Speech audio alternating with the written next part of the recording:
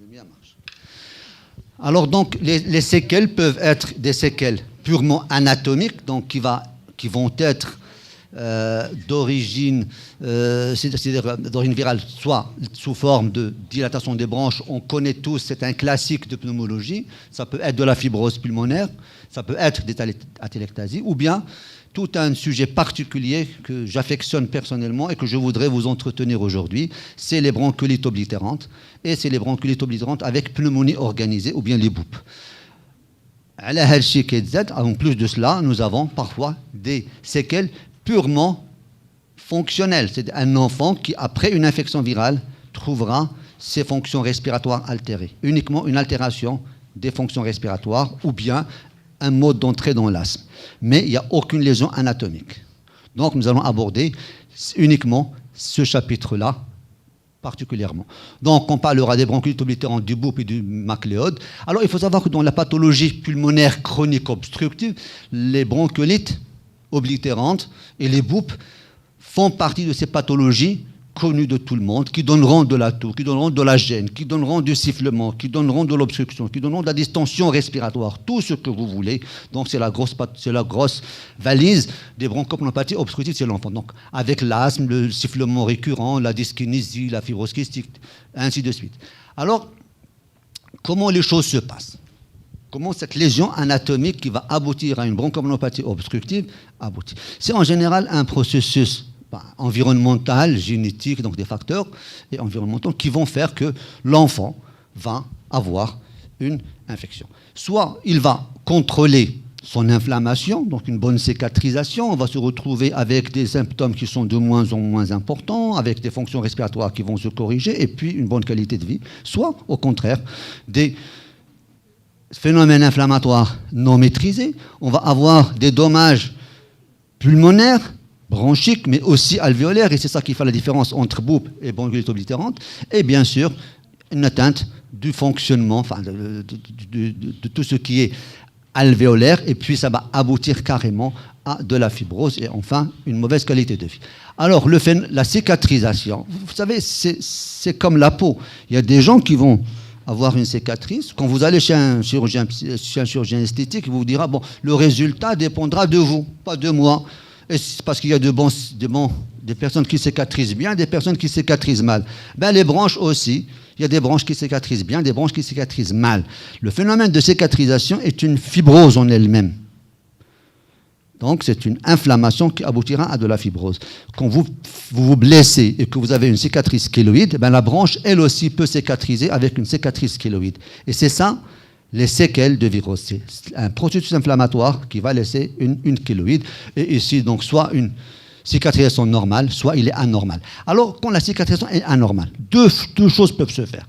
Soit c'est une cicatrisation autour de la bronchiole qui va être circonférentielle, et donc c'est une constriction de la branche, soit c'est un granulome, c'est comme un petit névu, qui va se développer à l'intérieur de la lumière bronchiolaire. La circonscription, c'est la bronchiolite oblitérante. Et le granulome intrabronchiolaire, ou bien bronchiole terminale, c'est de la bronchiolite oblitérante avec pneumonie organisée, et nous allons voir qu'il va y avoir aussi atteinte alvéolaire dans ce cas-là. Alors, pour la BOUP et la bronchiolite oblitérante, dans une obstruction bronchiolaire, donc là on aborde le sujet secondaire à une infection respiratoire. Alors, c'est des symptômes qui on ne peut parler de séquelles respiratoires forme BOUP ou bien BO que lorsque les symptômes sont persistants au-delà de 4 à 6 semaines. Je dis toujours aux résidents en consultation, écoutez, posez toujours la question aux parents dont les enfants font des épisodes. Cherchez toujours une notion fondamentale, l'intervalle libre. Est-ce qu'entre un épisode et un autre épisode, l'enfant redevient strictement normal? Lorsqu'ils vous disent qu'il redevient normal, dites-vous que ça peut être une lésion fonctionnelle, c'est peut-être de l'asthme, mais aussi, lorsqu'il n'y a pas d'intervalle libre, pensez à l'atteinte organique, anatomique, et c'est donc, dans ce cas-là, c'est une persistance des symptômes en continu au-delà de 4 à 6 semaines. Alors, on en parlait de ça, donc ils sont caractérisés par l'obstruction de la lumière bronchiolaire de forme constrictrice, d'accord, autour de la bronchiole, soit proliférante à l'intérieur, c'est le BOUP. Alors, il faut savoir que les BOUP ont un bon pronostic avec une corticosensibilité et que les BO ont un pronostic beaucoup moins intéressant que les BOUP avec beaucoup plus de corticorésistance. Les 2 tiers vont voir leurs symptômes persister, le 1 tiers s'améliorera et jusqu'à 10% peuvent aboutir au décès malheureusement. Alors, donc voilà comment un processus. Alors, voilà, nous avons la différence anatomique. Vous voyez ici une péribronchiolaire, une atteinte péribronchiolaire avec respect de l'épithélium alvéolaire. On voit ici qu'il y a une prolifération, et là, la lumière qui est respectée, c'est une BO. Et dans un BOUP, regardez la lumière à laquelle il y a ce bourgeon à l'intérieur qui fait un granulome à l'intérieur, avec bien sûr de l'atteinte alvéolaire associée. Donc, c'est la différence entre BO et BOUP. Alors, cliniquement, donc, pour la BO, c'est une bronchite chronique obstructive, de la toux, de la dyspnée à l'exercice, des sifflements, permanence des symptômes. Les symptômes sont permanents dans la BO. C'est une lésion anatomique persistante. L'auscultation, peu de crépitants, on peut voir les sibilants, et on peut arriver au stade d'insuffisance respiratoire avec hypocratisme, signe d'hypoxie chronique. Pour la BOUP, l'enfant peut être asymptomatique parce que ça peut être localisé. Donc, et le reste du poumon peut prendre le relais. Donc, on peut parfois ne pas tomber dans l'insuffisance respiratoire, des signes de dyspnée. Donc, il y a le relais. Alors, c'est une dyspnée à l'effort qui est légère, de la toux, des râles crépitants. C'est beaucoup plus des râles crépitants que des râles sibilants dans la BO. Ça peut se passer par des épisodes de syndrome grippaux éphémères et, bien sûr, dans les cas avancés, on peut aboutir à, bien sûr, aussi une hypoxie chronique comme hypocardie digitale. Alors, sur le plan fonctionnel, les EFR pour la BO vont montrer un trouble ventilatoire obstructif fixé, irréversible, il n'y a pas de réversibilité, à une distension pulmonaire, bien sûr, des volumes. Par contre, pour la BOUP, nous pouvons avoir soit une EFR normale, parfois on peut même avoir de la restriction, parce qu'il y a une atteinte parenchymateuse, une atteinte alvéolaire, et c'est une nette diminution du coefficient de transfert du monoxyde de carbone. Sur le plan radiologique, pour la BO, nous allons avoir soit un grand poumon, soit un petit poumon clair, soit un grand poumon clair. Parfois, de la distension, souvent il est bilatéral, parfois il est unilatéral. On peut trouver un syndrome bronchique, des troubles de ventilation associés, du pneumothorax, du pneumomédiastin, alors que pour le BOUP, des opacités alvéolaires irrégulières, parfois périphériques. Ils peuvent être migratrices, changer de siège sur différents clichés radiologiques, parfois des opacités nodulaires. Alors, pour les explorations, entre autres le lavage broncho-alvéolaire sur la BO, il n'a pas d'intérêt, il trouverait des neutrophiles. La biopsie n'a pas d'intérêt pour la BO, mais un intérêt pour la BOUP. Et donc, on l'a fait quand on suspecte pour différencier entre BOUP et BO, alors que pour le BOUP, on a une réduction du coefficient CD4 sur CD8 assez significative. Alors, lorsqu'on va analyser, donc je reviens à ces chronic obstructive pulmonary disease in children, et pour placer sur le plan symptomatique, âge, épidémiologique, les bronchiolites oblitérantes et les BOUP au sein de ce grand groupe de pathologies obstructives. Alors, nous allons voir que, bon, voilà un petit peu les pathologies qu'on va parler de l'asthme, la mucoviscidose, les sifflements récurrents, bronchodysplasie, la dyskinésie ciliaire, les 2 bronchiolites, bien sûr, et le BOUP. Et nous avons ici les caractéristiques. Malheureusement, ça passe mal. Donc, c'est tout un travail qui a donné les spécificités de cette pathologie. On sait qu'elle commence à peu près vers l'âge de 3 ans. Il est un maximum, on voit les vraies séquelles un petit peu vers l'âge scolaire et vers l'adolescence. En général, on trouve des neutrophiles au lavage broncho-alvéolaire. Le pronostic est en général sévère par rapport aux autres, donc tout autant que la dyskinésie et la mucoviscidose. Alors le traitement, c'est les corticoïdes et les short-acting bêta-agonistes, les corticoïdes et l'oxygène, bien sûr, en cas d'hypoxie. Alors, maintenant, ces infections qui sont, dans ces séquelles qui sont une partie de la pathologie, du grand classique de la pathologie chronique obstructive, ont leur propre étiologie. On dit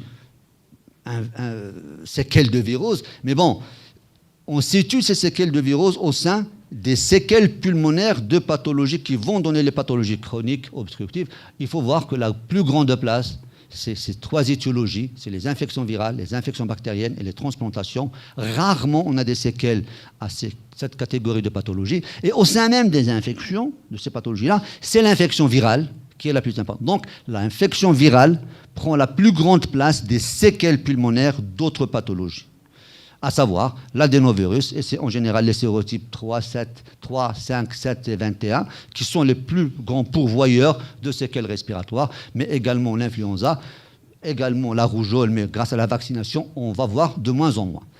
Alors, est-ce que c'est une raison aujourd'hui que chaque fois qu'un enfant fasse une infection virale, plus précisément une infection avec sifflement, une bronchiolite, il va falloir aller chercher ce virus pour prédire est-ce qu'il va faire des séquelles? Non, on ne fait pas. On voit qu'aujourd'hui, beaucoup de gens demandent des explorations virales en cas d'infection respiratoire. Ce n'est pas la peine. On ne fait de l'exploration virale, par PCR en général, que lorsque on a une étude, une cohorte à mener, ou bien... Bon, je ne ferai pas de commentaire.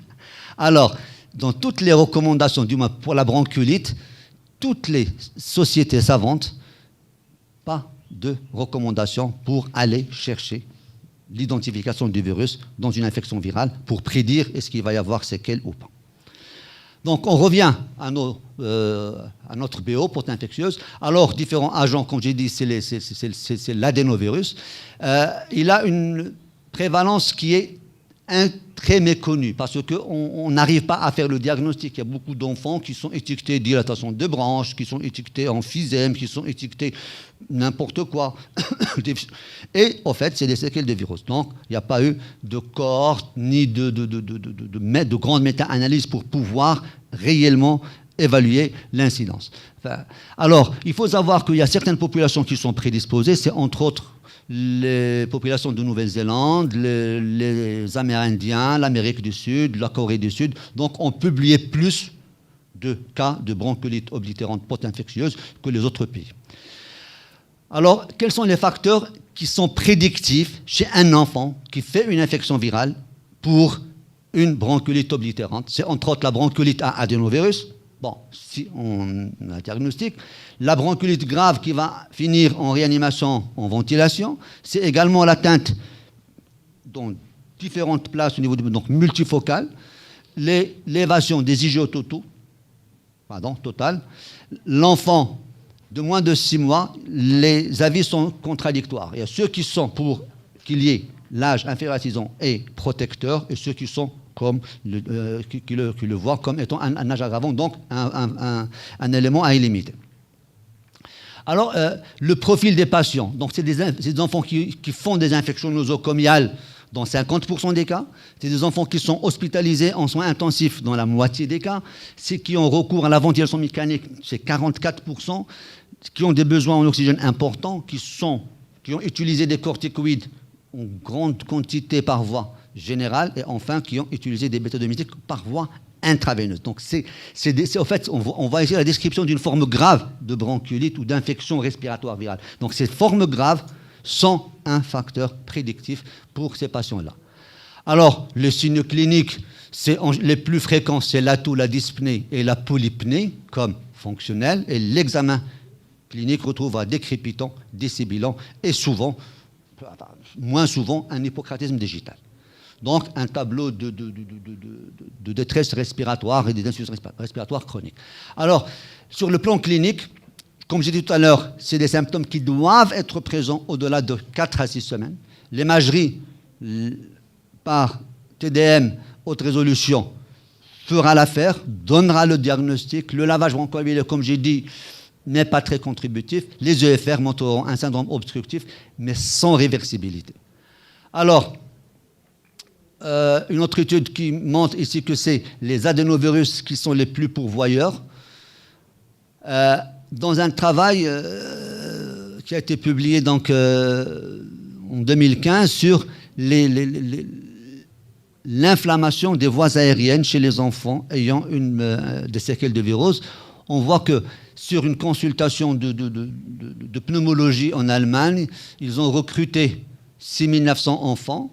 Entre 2006 et 2011, ils ont trouvé 36 bronchiolites oblitérantes. 24 sur les 36 ont été recrutés histologiquement et ils n'ont pu étudier que 20 cas, dont nous allons voir les résultats. Alors, ces 20 cas de bronchiolite oblitérante, c'était sur greffe de moelle, donc c'est la bronchiolite post-greffe, 3 avec des viroses et 3 avec des mycoplasmes. Et donc, nous voyons que 6 sur 20 ont une infection. Le reste, c'est d'autres étiologies. Alors, quand on va les étudier, on va voir que sur le plan fonctionnel, on voit toujours qu'il y a une perturbation du haino exhalé et un syndrome obstructif contre le contrôle qui est toujours significatif. Donc le syndrome obstructif est toujours présent. On voit également que sur le plan radiologique, la lésion la plus typique, c'est la mosaïque. Donc nous voyons que la mosaïque est pratiquement présente chez 220 enfants. Dans une autre étude, ici, on voit que 220 enfants, ce qui représente sur 250, une cohorte de 250, 220 enfants, en 80%. Le piégeage d'air est à 92%. Nous allons voir quelques images tout à l'heure. Alors, dans une autre étude, donc comparative, différentes études, une méta-analyse montre que la mosaïque est l'élément le plus recherché par la radiologie dans les bronchiolites. Et nous allons voir quelques images. Alors, voilà ce que c'est donc une bronchiolite oblitérante. Donc, vous voyez sur la radio de face donc, quelques foyers. Donc, je laisse le soin à mon ami Abid, qui est un excellent interprétateur des radiographies pulmonaires. Il adore ça, il est contre les scanners. Et je sauterai sur le scanner pour montrer quand même qu'il y a de l'atélectasie avec des branches, des foyers alvéolaires et donc des trapines ici. Donc, voilà aussi ce que c'est que donc, une bronchiolite oblitérante avec cet aspect de mosaïque que vous voyez. Donc, il y a des images qui sont beaucoup plus... Voilà, donc toujours un poumon hyper clair du trapine, de la dilatation des branches. Nous avons ici vraiment la vraie mosaïque, avec des troubles, un aspect de verre dépoli, dilatation des branches, d'accord? Une dilatation des branches ici avec une atélectasie, avec dilatation des branches. Donc, toutes des images séquelaires dont on a parlé. Et voilà la fameuse mosaïque. Pourquoi on l'appelle mosaïque? Vous voyez, avec cette différence de densité donc, au sein des branches, avec des travées qui rappelleraient une mosaïque telle qu'on le voit ici. Toujours une belle mosaïque pour nous, mauvaise pour le patient malheureusement, donc vraiment de la mosaïque. Nous allons, voilà une autre mosaïque. Donc vous voyez toutes ces images que vous avez certainement vues, d'accord? Et c'est assez typique de la pathologie obstructive. Alors là, nous avons du piégeage, des DDDB, d'accord? Regardez les branches, ici. Ici, dilatation bronchique avec, bien sûr, avec piégeage d'air. Alors, un autre aspect, c'est l'aspect d'arbre, de bourgeon d'arbre. Alors, cet aspect-là se verra sur les découpes pas transversales. Donc, nous allons voir, c'est sur des coupes, d'accord, frontales, que nous allons avoir cet aspect qui montre à l'impaction au niveau des branches et qui sont assez typiques donc, de bronchiolite oblitérante. Donc, à côté de la bronchiolite oblitérante, donc, la boupe, donc, on a ici 3 tableaux importants avec souvent un syndrome inflammatoire, avec une atteinte alvéolaire migratrice. C'est ça la différence par rapport à la bronchiolite oblitérante. On peut avoir des lésions de bronchiolite oblitérante associées à des foyers alvéolaires, et là, on est pratiquement dans le BOUP, mais ils sont localisés, ils peuvent être migratrices. Alors voilà, donc vous voyez, donc c'est des lésions alvéolaires qui sont périphériques, peuvent être migratrices. Donc on voit aussi des lésions de bronchiectasie, d'aspect de verre dépoli, donc de différentes transparences entre les parties pulmonaires. Encore une boupe que vous voyez ici avec la participation parenchymateuse alvéolaire, d'accord, avec un aspect de verre dépoli, essentiellement ici, et un aspect d'atteinte des sous-pleurales en général assez fréquente. Alors le syndrome de MacLeod, c'est en général une infection virale qui va entraîner un poumon unilatéral hyperclair ou bien bilatéral hyperclair, soit grand, soit petit. Alors, décrit pour la première fois en 1953, donc c'est une pathologie obstructive, la plupart du temps due à un VRS.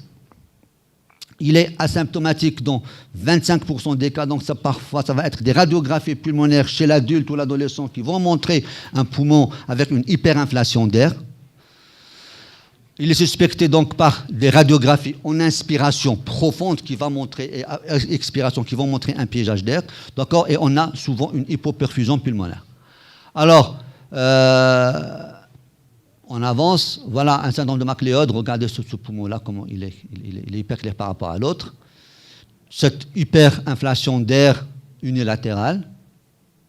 Alors, pour le traitement, on va aborder directement la corticothérapie par bolus et la corticothérapie orale de suivi.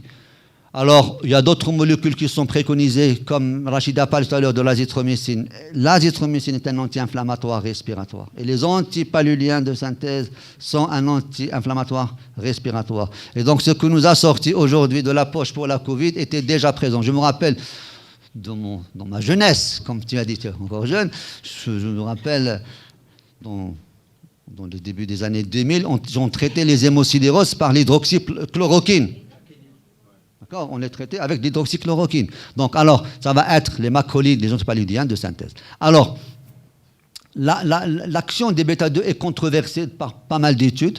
Par contre, les corticoïdes intraveineux, pulsés ou au long cours, donc on verra ça dans une méta-analyse donc assez intéressante par l'équipe d'ailleurs de Jacques Debliec et de Christophe Delacour. Alors, l'antibiothérapie au besoin, sachant que l'azithromycine peut être anti-inflammatoire, mais il n'y a pas d'études randomisées pour ça.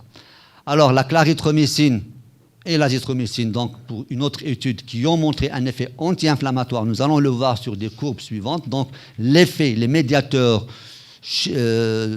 inflammatoires sont tous à la baisse lorsqu'on utilise les groupes avec l'azithromycine et de la clarithromycine. Donc, un effet anti-inflammatoire qui peut être utilisé. Parfois, on donnera de l'azithromycine au long cours chez certaines pathologies respiratoires chroniques où on a besoin d'un anti-inflammatoire. En général, bon, je pense que certains parmi vous l'ont déjà utilisé. Alors, quant à la corticothérapie par bolus, alors, une étude a été faite à propos de ça et a montré qu'il y a un effet assez contrasté. Donc, on voit ici, c'est le nombre d'épisodes de sifflement avant et après bolus de corticoïdes. On voit qu'il y a une différence qui est pratiquement significative. Ça veut dire après un bolus de corticoïdes, on peut avoir un effet. Mais est-ce que l'effet va se prolonger? Alors, lorsqu'on compare le nombre d'épisodes d'hospitalisation avant et après bolus de glucocorticoïdes, on voit que là aussi, il y a vraiment un intérêt important quant à la réduction des épisodes d'hospitalisation de ces enfants-là, parce que c'est une pathologie chronique, une lésion anatomique, et qui va faire des exacerbations au fil des jours. Donc, on va réduire effectivement le nombre d'hospitalisations. Quand on va étudier la saturation en oxygène avant et après bolus, on voit qu'on a une nette amélioration de la saturation chez les patients après les bolus au-delà d'une année. Alors, quand on va étudier la saturation en oxygène avant et après bolus, la première et la deuxième année, on voit que la deuxième année, on s'améliore encore plus après une corticothérapie. C'est-à-dire qu'une corticothérapie, un bolus agit, mais si l'enfant n'a pas de facteur de pérennisation, il va cicatriser progressivement et c'est au bout de la deuxième année qu'il fera des meilleures performances que de la première année. Donc, c'est l'avantage de la pneumologie pédiatrique, c'est un organe en pleine croissance. Donc, ça nous montre des miracles parfois. Alors, par contre, le nombre d'hospitalisations chez un groupe bolus seul, lorsqu'on voit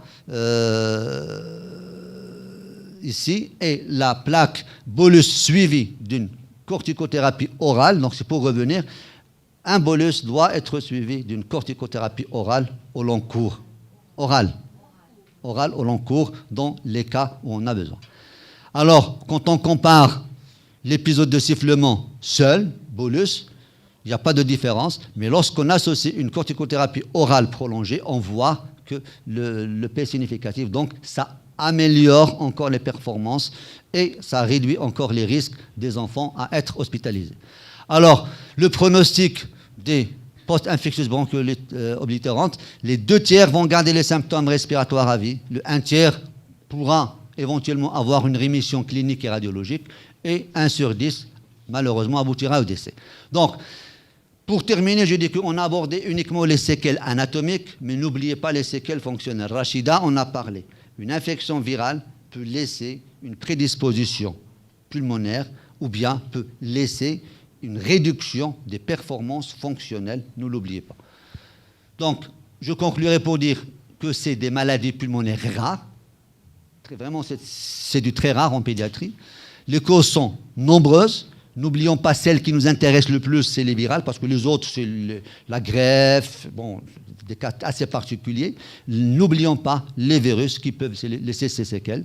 Alors, le BOOP et le BO sont deux entités anatomocliniques qu'il faut différencier, parce que le pronostic et le traitement est différent, quoique on finit in fine à donner un traitement par bolus corticoïde, et qu'il n'y a vraiment pas de consensus de traitement pour ces pathologies-là.